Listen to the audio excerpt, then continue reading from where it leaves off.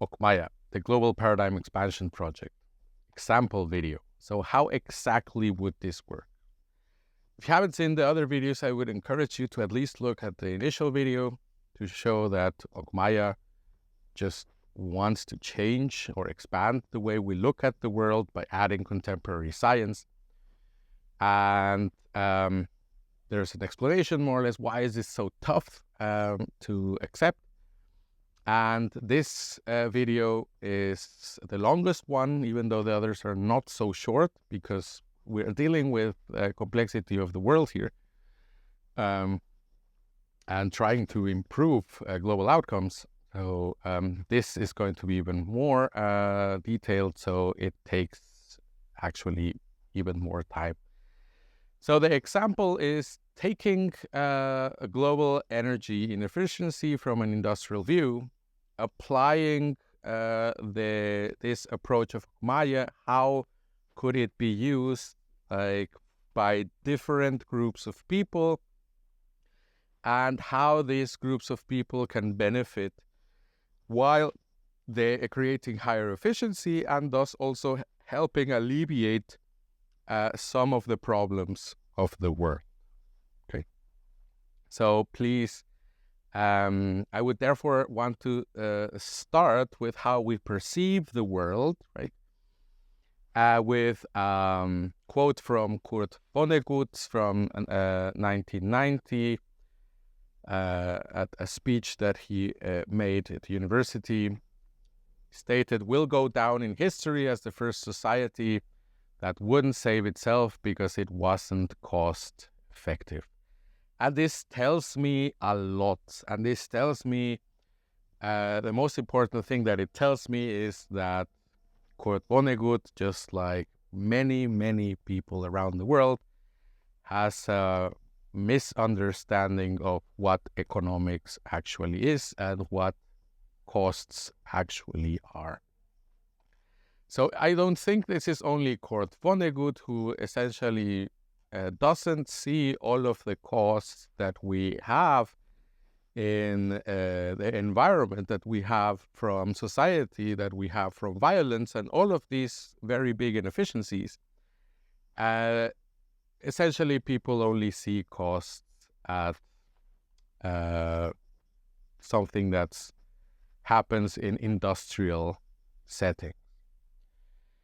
The world actually is different. Economic costs are generated by everyone. They're more than just what you have in your books or your accounting or anything. So costs are generated in all decisions, and trust me, they have dramatic consequences. So these costs, whether we actually acknowledge them or not, doesn't really matter. They still exist, and they will still come to bite us at some point.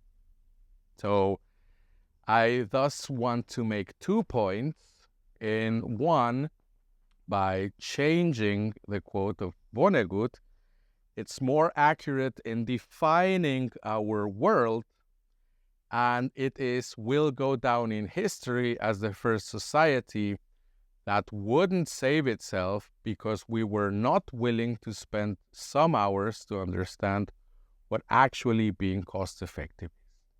And there are 2 points here. One is that it's really incredible to actually get people to spend time on anything, especially if it's something that doesn't offer already a short-term benefit for them. Even if with NGOs, it's difficult to get to them because, again, even for NGOs, they're still people and they still have very limited attention spans. And the second is, if we were cost effective, we wouldn't actually have the problems that we have. So this is a more accurate quote, and this leads to a plea, right? So this is already 4 minutes in, and this is only preparing for the example, but I want to make it as clear as possible.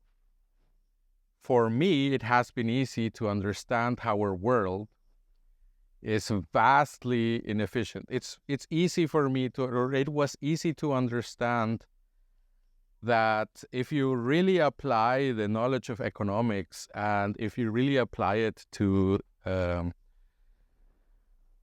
real world, and if you actually introduce contemporary science, it's really easy to see how we can generate a lot of more outputs and be much more efficient around the world. That's actually not the hard part for me. It just really took time. I'm not at all anything special in terms of being super smart. I just had a lot of very good experiences in terms of allowing me to understand the actual basis of how we see the world. So after years of doing this, the hardest part I have seen is that people are not willing to spend more than a couple of minutes.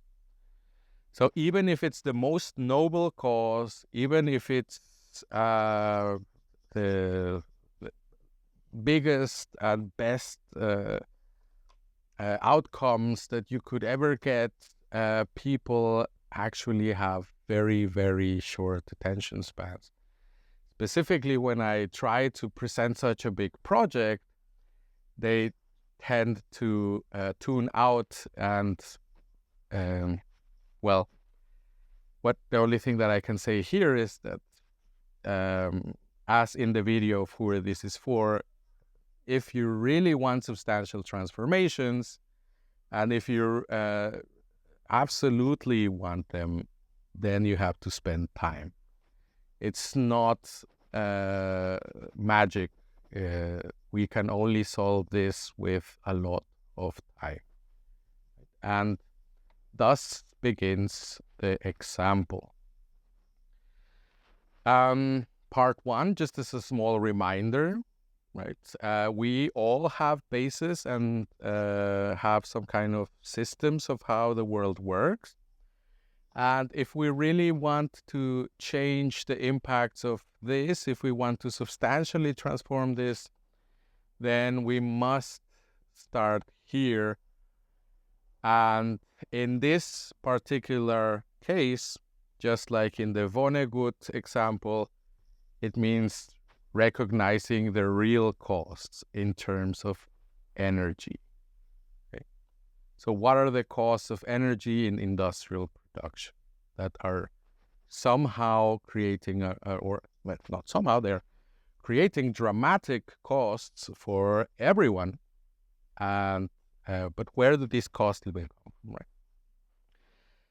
So once you understand, we are going to look at the base, right? We're not going to look at a solution that you should apply in your everyday life. It's much better. I'm going to provide you with a lot of possible paths that you can take. So continuing with the example, we now go more into the detail of sharing the views from different groups and how they are trapped within their own views and thus cannot effectively achieve their goals. So remember, we are talking about energy, we're talking about the usage of industrial energy and how this is dramatically inefficient, and how we have different groups who have different interests and want to achieve different goals. And these goals may seem contradictory to each other, but at the end of this example, you'll see that they're really not. So the first group that I want to go into is NGOs. So you have groups that invest sometimes billions of US dollars and billions of euros into trying to lower or minimize the impact of energy has on the environment.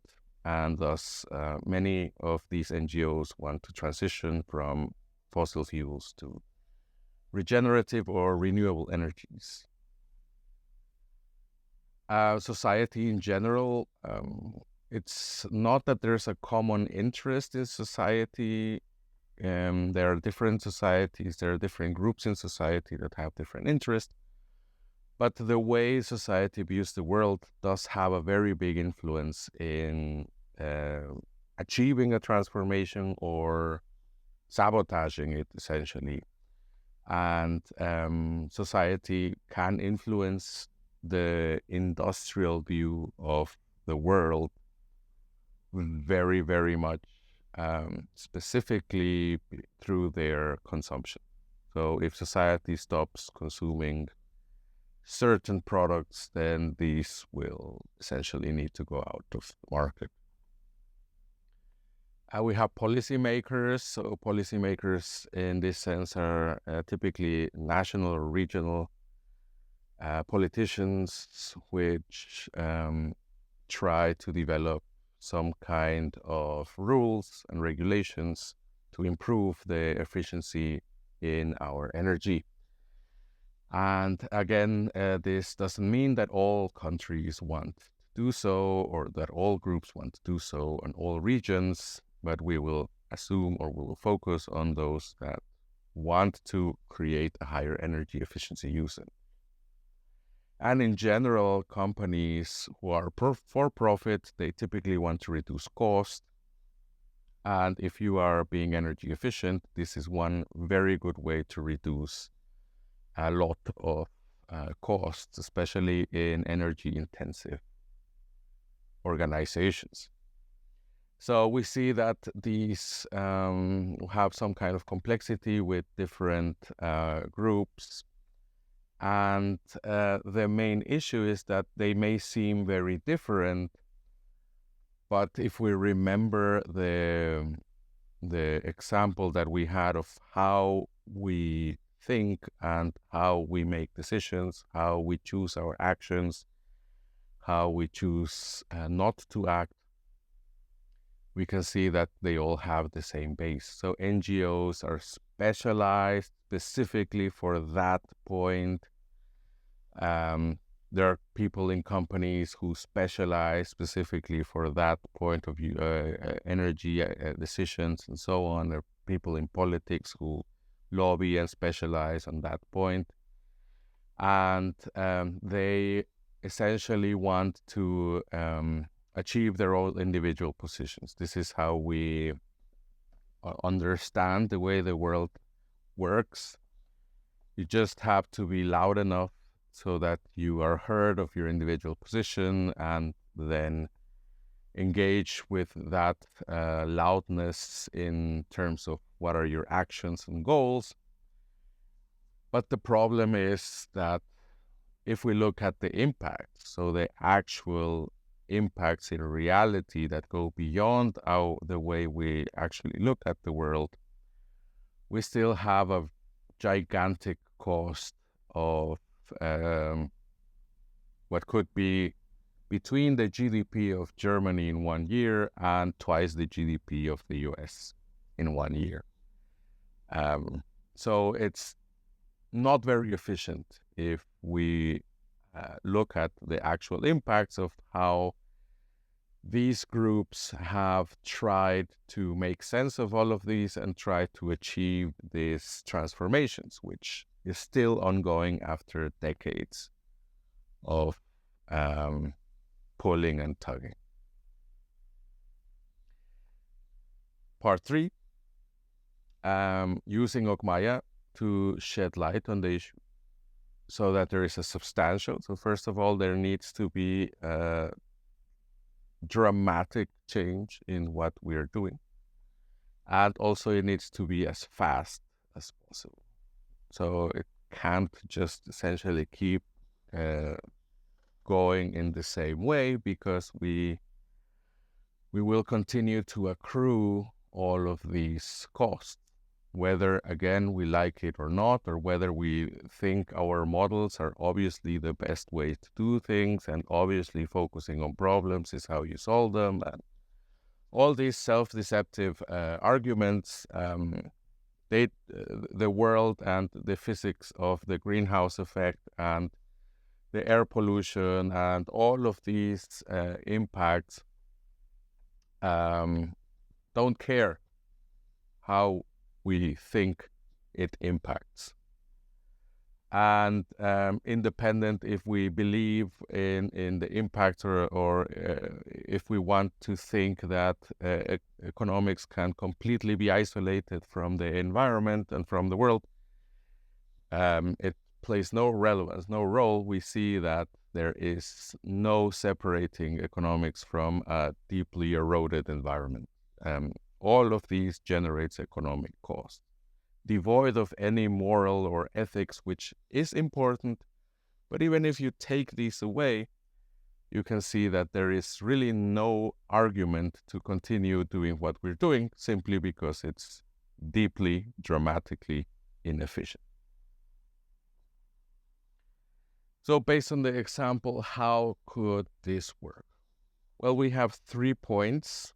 When we generate these spaces for people to stop and think, for people to understand how they could actually achieve these goals, we have 3 groups or categories. One of them is education, while the next is empowerment, and the last is enabling creativity, global creativity.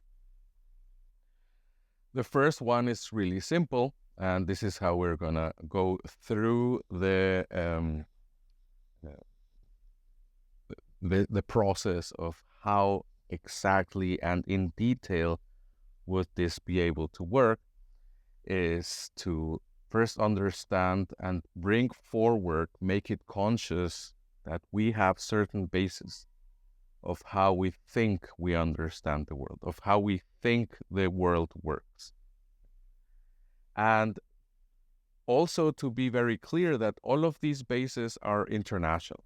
So they are not only just some regional ideas that some people think about how the world works, but it's really the absolute and vast majority of the world.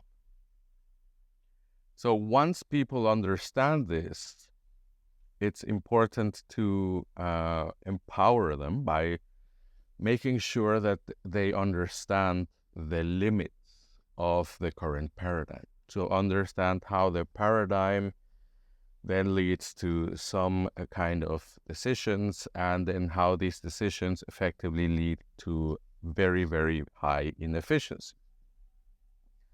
So looking at the limits and connecting the paradigm to the efficiencies is incredibly important to understand not only the need of change, but how the way we think will enable a greater change.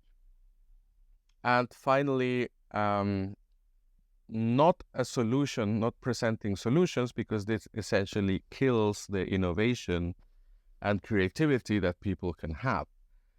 If you present a solution, you can only give forward the innovation of how to implement that. But here it's really to create novel outputs of many kinds. In this case, for energy, it could be a novel metric. So how will we measure energy efficiency in a novel way? It could be novel ways of looking at supply chains and so on and so forth. The novel methodologies. So just to summarize, how we think, right, how we interpret the world, the limitations of so, and the possible paths that we could take so that we can generate a lot of novelty. So how do we think the world works? This is obviously a very, very simplified version. All of these are exhibition pieces with several visuals, with videos, explanations. How does this come to be, and why has it been accepted as completely true, and how it has come to be that it has conquered the world, essentially. So there are 5 main points. One is the individual focus. So essentially, if you focus on yourself and focus on what you're efficient in, then you should not care what others do. then there will be some kind of efficiency. The second is the idea, as long as you pay your bills, then you're being efficient according to the market. So this is widespread, that a company, specifically a corporation, is going to be efficient if they cover the market costs of what they are producing and what they are bringing to the market. So if they pay their energy bills, that's it. That's the only thing they have to do, and they're being efficient. That's pretty much widespread. Furthermore, we have a mechanical world, so we have a world where we think that we can predict everything, and it's pretty much that you can cut it into pieces, that I have already explained, and rebuild it, and the sum of the pieces is going to be equal to the pieces themselves. So it's essentially like a clock. You can treat corporations as if they were machines and people as if they were cogwheels, and actually show this in slides and say, well, we need a new cogwheel, and then instead of showing people, you show boxes and structures and so on and so forth. So the idea is that we have some kind of predictability, and that we can ride any uncertainty with relative ease. And also we tend to think in terms of averages and standards. So whenever we think about efficiency, for example, we tend to just take some kind of percentages, and these percentages, when we listen to them, we just assume that they are correct and they will be the same throughout any system. So if you work in a corporation, you probably use normal distributions or some kind of similar ways of predicting the future through some kind of Gaussian mathematics. And the fifth one is a wild card, which is the first law of thermodynamics, which I will explain in this very easy way. Anytime you use a light bulb, the light bulb has two types of outcomes. One is the energy used to actually bring light, and the second is the energy lost, or the energy that is going to be turned into warmth. And obviously we use light bulbs for light. They're not called warm bulbs for a reason. So the warmth that's being used as energy is essentially lost. So if we understand this, that every time you use energy, you lose energy, which is more or less a way to describe the first law of thermodynamics. I guess a lot of people know it, that you cannot create nor destroy energy, you're just transforming it. Now we can see, for example, in our world, in industrial production, right? So when you have an industrial production, you have a different amount of steps, whether it be a machine that you use, whether it be some kind of logistics mechanism, or maybe it could be an automobile, or it could be some kind of ship, whether it be some kind of packaging. So at every single step where energy, in this sense, is only going to be electricity, typically, or motorized energy, you lose energy at each step. And we do have something called globalization. So essentially, the industries do not produce everything at one place. So they generate some kind of raw materials from some countries, and getting those raw materials out already lose energy. Then they have some kind of transportation to montage, where the montage takes several steps, and then this montage goes to some kind of distribution warehouses, and then they go to wholesale, and then to retail, and then you have an actual sale of a good that you produced, right, in an industrial manner. So the question is, if we have only 20 steps, this means we involve only 20 machines or 20 ships or cars and extraction models, etc. And 70% efficiency of each step, meaning that 30% efficiency is weighted, which, by the way, is more or less the efficiency of an LED light bulb. So we are not talking here about something that is not completely uncommon. This is common, and it is supposed to be efficient, right? This is supposed to be something that is more or less a benchmark of efficiency. So if we keep losing energy, the question is, what will be the total efficiency of energy? And well, there is a reason why the energy here being introduced will not be sufficient to bring the product all the way here. And this is why you need to bring in energy at all specific points, because it's absolutely dramatically wasteful. The answer is the energy that you are using is less than 0.08%. And the energy that you are wasting is 99.92%.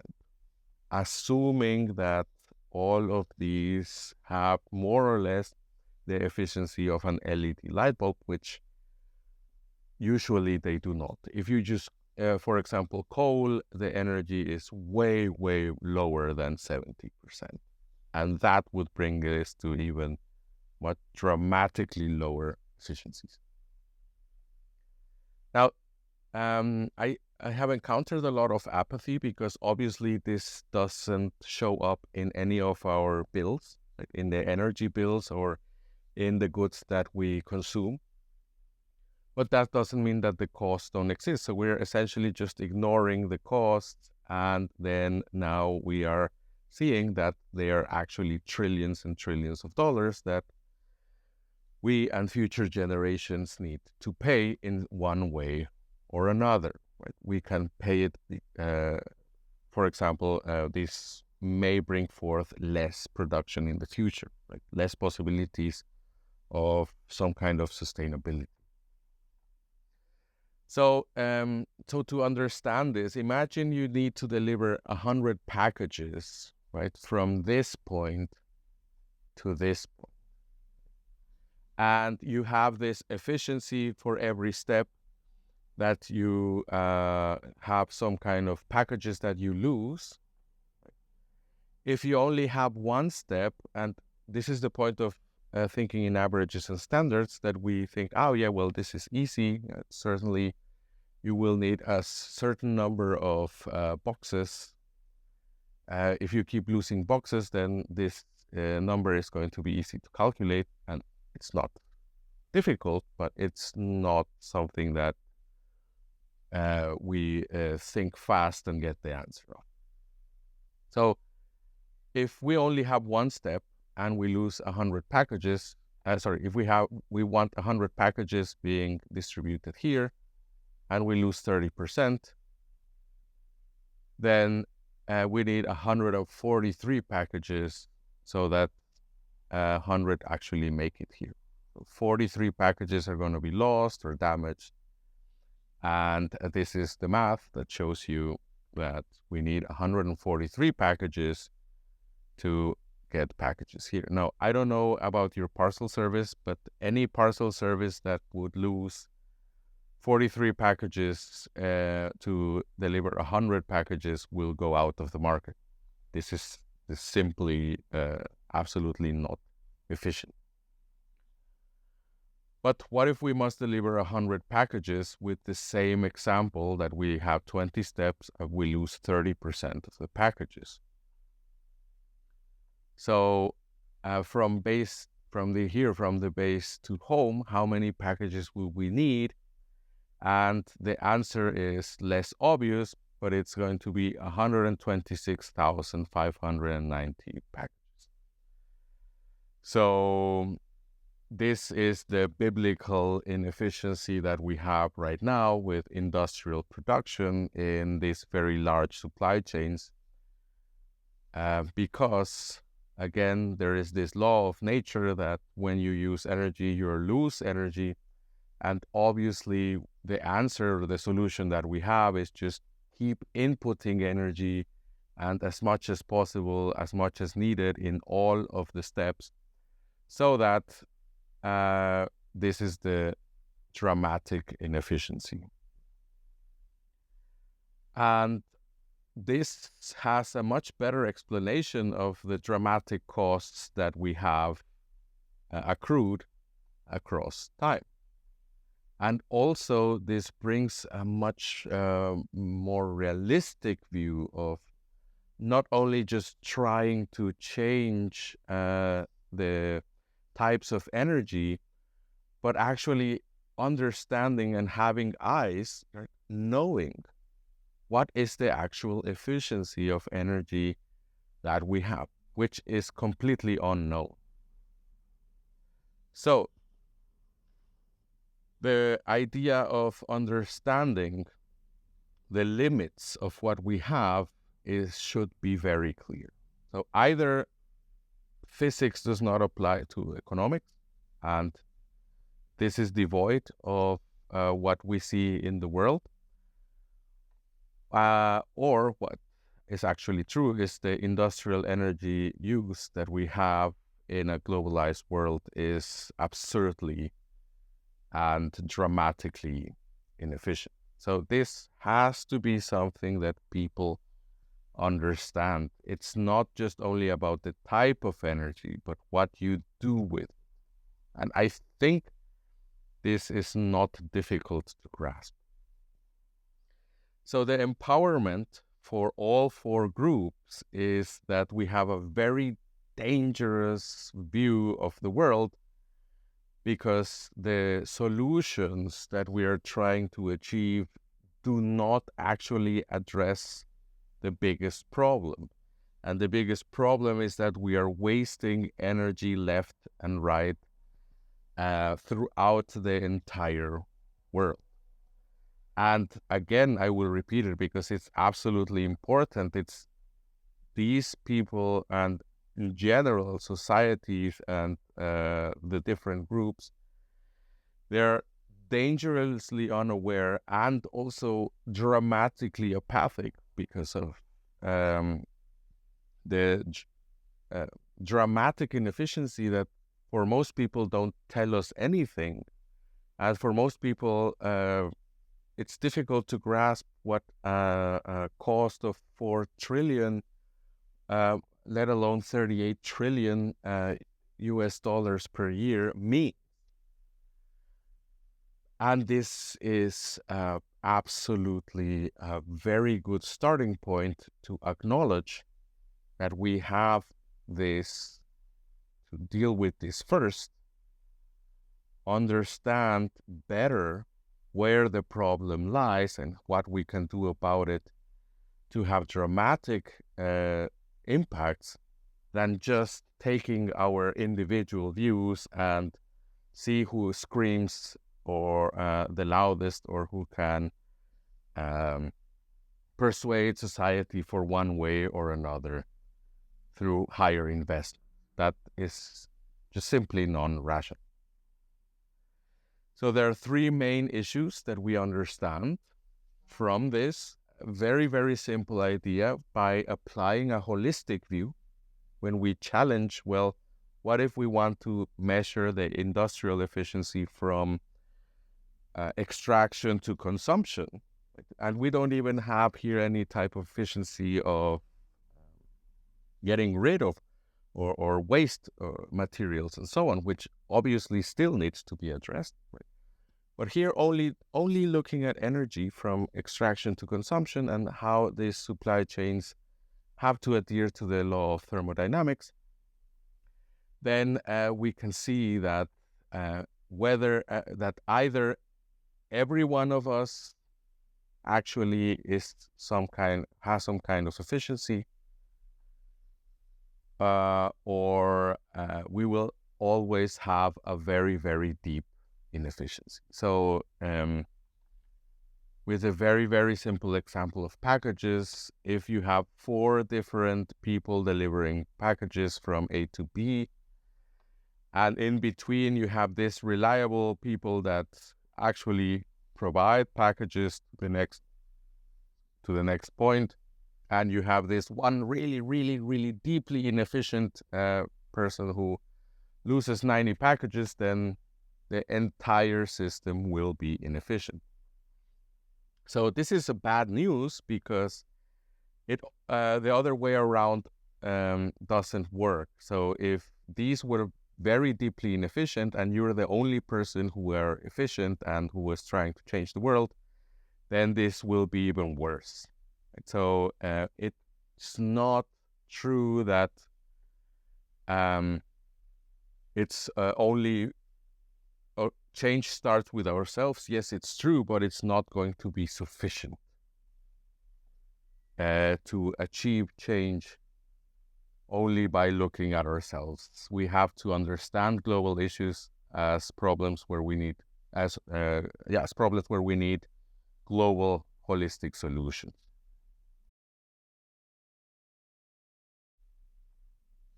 So this is the first point. We need holistic solutions. We need to look at all the steps and not just essentially tell people, yeah, you can do your best and your best is going to be good enough. Right? And you only need to look at your individual view and then everything's going to be fine. This does not work under the complexity of globalized nations. Which leads us to the next point. You only need to report, right? So the individual responsibility of organizations is you only need to report whatever you experience. And this brings us to essentially 2 formulas that are very, very, very simple. First of all, financial efficiency. So the amount of money that you get as an organization is not the economic efficiency. In fact, if you have a very large supply chain where you don't even understand the costs of energy that you are bringing, or the cost of the waste of the energy that you're bringing to the world, you may say, well, I'm dramatically efficient because I have a lot of money, but this is only because you are not actually integrating the actual costs that we are causing to the world. In an economic matter, there would be something called externalities. This also wouldn't encompass everything. So if there's an economist listening, I understand these issues. But unequivocally, we could say if they don't encompass all of the costs of these resources and they're being very wasteful, then financial efficiency does not mean economic efficiency. It does not mean that you're using resources in an efficient manner. In fact, you could be creating a lot of goods and being really, really financial efficient, like with fast fashion, but this still will not be an economic efficiency, because in economics, this would be that you are overproducing. And overproducing is indeed not efficient. So in other words, we are aiming towards financial efficiency, and reports only look at financial efficiency. They are literally financial reporting standards. But economic efficiency is something that is not included, obviously. And furthermore, the world is not mechanical, right? So you cannot say that, well, I don't care if we don't have an industrial measurement of energy. I simply will have the reports of all of the extraction, right, of all organizations which have raw materials. And then I'll have all the reports of the people or organizations that have production. And then I have the reports of all the logistics and allocate the costs to that. And then this will be the impact of my industry. It doesn't work that way because you have losses of energy. And as I said before, each loss will accrue. So the actual nominal or face value of the report says nothing about the actual impact of industry, or at least is very limited. So in other words, we don't have eyes on the problem. It's like having a full-blown health and sanitary crisis and not knowing what it is or who has it or understanding what the dangers are. It's like being completely in the dark, which we are. We have no real metrics of real economic efficiency, specifically in energy, but not exclusively in terms of energy usage. Furthermore, and this is very important mostly for society, but also within the context of organizations that say, well, obviously I must do my financial reporting. I must report what my profits are, my money flows and cash flows and so on. But I also spend $1 billion every 10 years trying to report my energy and my CO2, my energy efficiency, my wastes like CO2, etc., etc. And we have such issues where you say, well, our company had increased from 70% to 80% efficiency, so we changed all the machines that had 70% efficiency, and now they have 80% efficiency, and they see it as a gigantic step towards improving. And don't get me wrong, it would improve, and it would improve, or it would be towards the desired outcome where you want more efficiency, obviously. But there is actually a major problem. How we visualize the change. So we say, okay, we had this efficiency in the industries, and now at each step they have an 80% efficiency. So now we're coming closer to something that is desirable, right? Because we just think in terms of averages and standard, we just essentially say, well, I mean, if everyone acts efficient to this specific percentage, then obviously the average efficiency is going to be 70%. But the actual reality of the change is it would go from less than 0.1% to about 1.9% efficiency. So this is the real change of efficiency by adding 10% in all of the different steps, which again is not going to happen, because if there is only even one person or one logistics company or one machine which uses something like carbon, which is deeply, deeply inefficient, then you're just going to have something like this.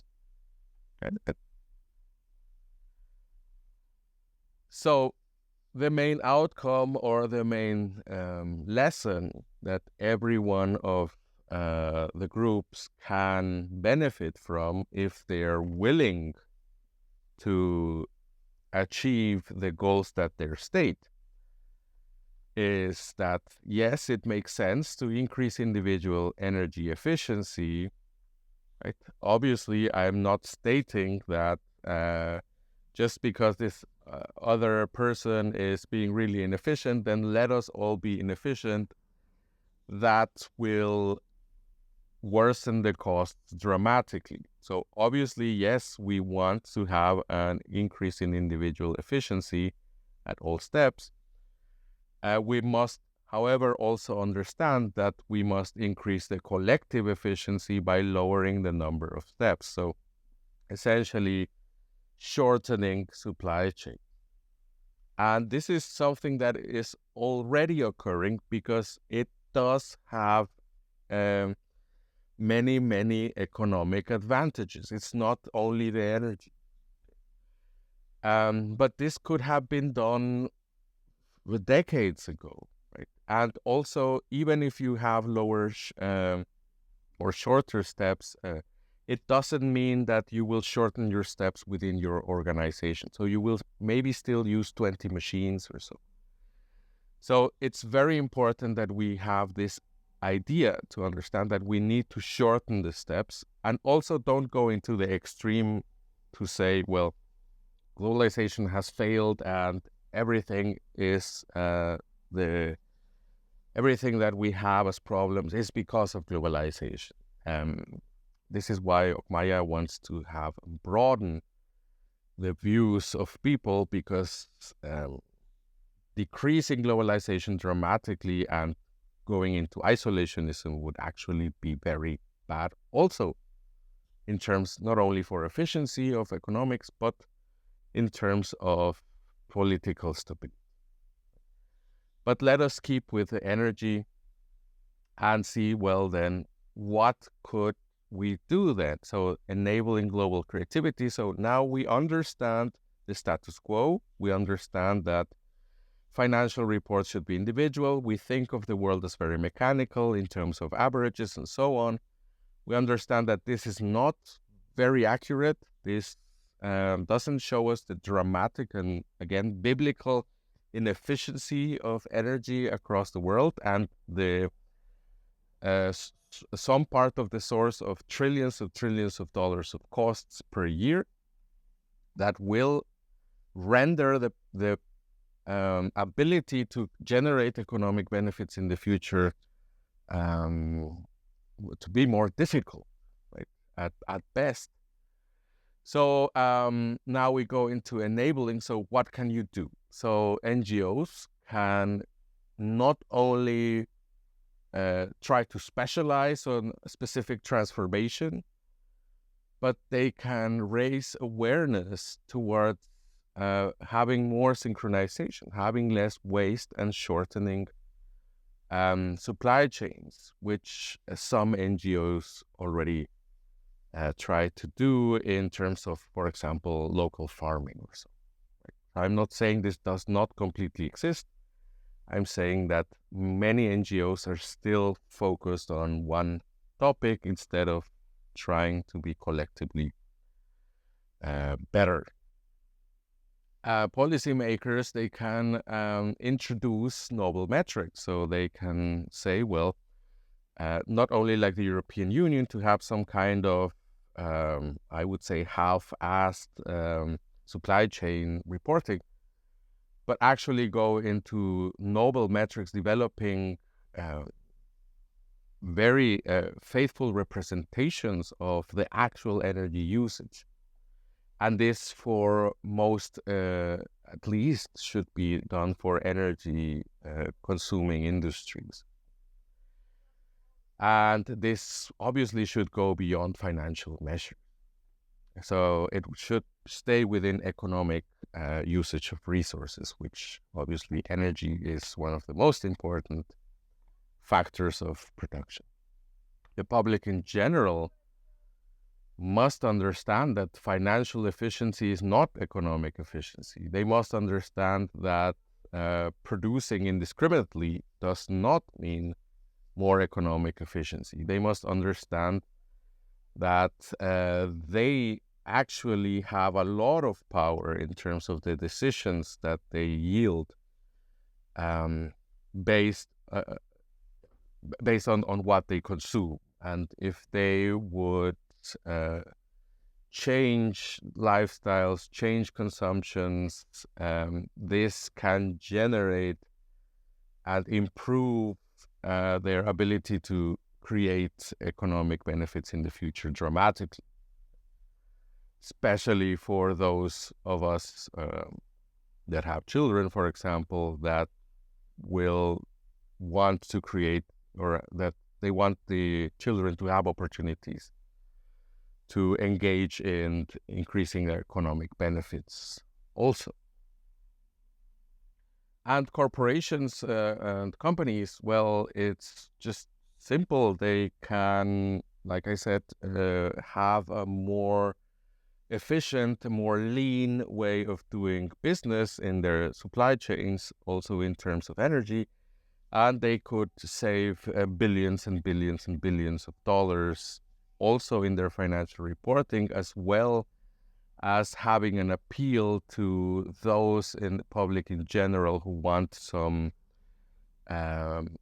less costs being generated, and they can heavily benefit through this, for example, novel metrics, and also eventually a collaboration with these different groups, which would make a lot of sense.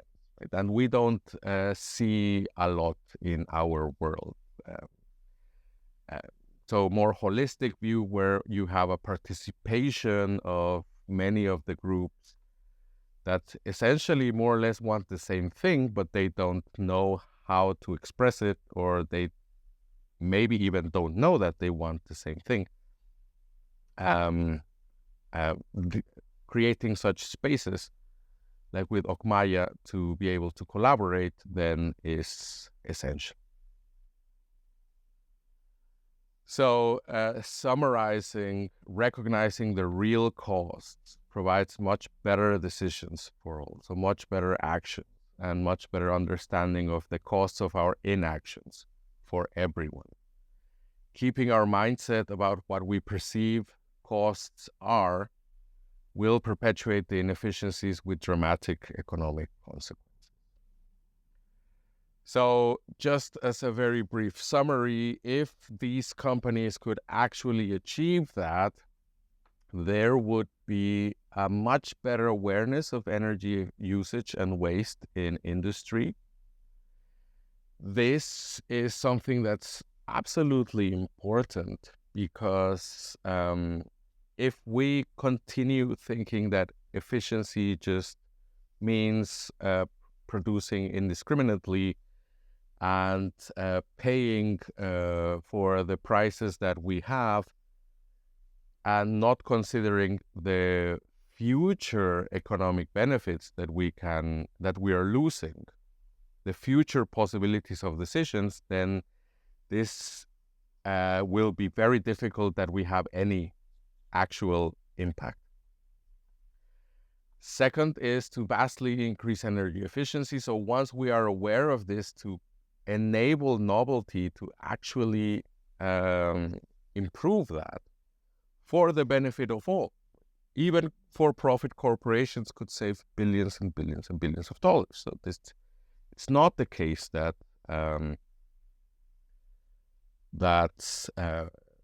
you have either you are economic efficient or environmental efficient.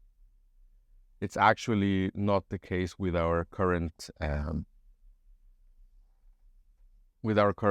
situation. At best, the idea is one of long-term investment. And furthermore, we can vastly decrease demand for industrial energy. So by reducing this waste, this dramatic amount of waste, this will decrease demand for energy, and obviously this will decrease the prices of energy, which, by the way, will increase the possibilities of having greater economic benefits, because with low energy costs, you can have a higher production, which again should be more aware and should be more efficient. And just as a reminder, this is just one very small part. Right? So this is just a specific example that took a while. With the example of energy and how we don't really apply economic literacy, how we don't really know what we are doing in terms of economics, and the amount of inaccuracies that we have, how they are mostly in our perception, and how by changing the perception we can dramatically impact the world. It's very important to understand that this is but a small part. This encompasses less than 10% of the first exhibition pieces that are to be published. So the publications of these pieces, some of them are shown in the other video if you would be interested in what other topics would be covered.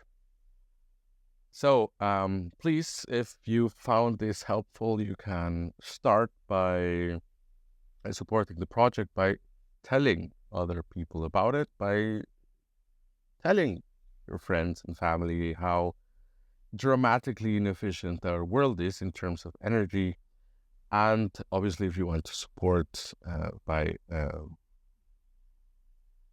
the crowdfunding campaign, then you can gladly do so. You will be then placed in the wall of supporters who want real substantial change across the world.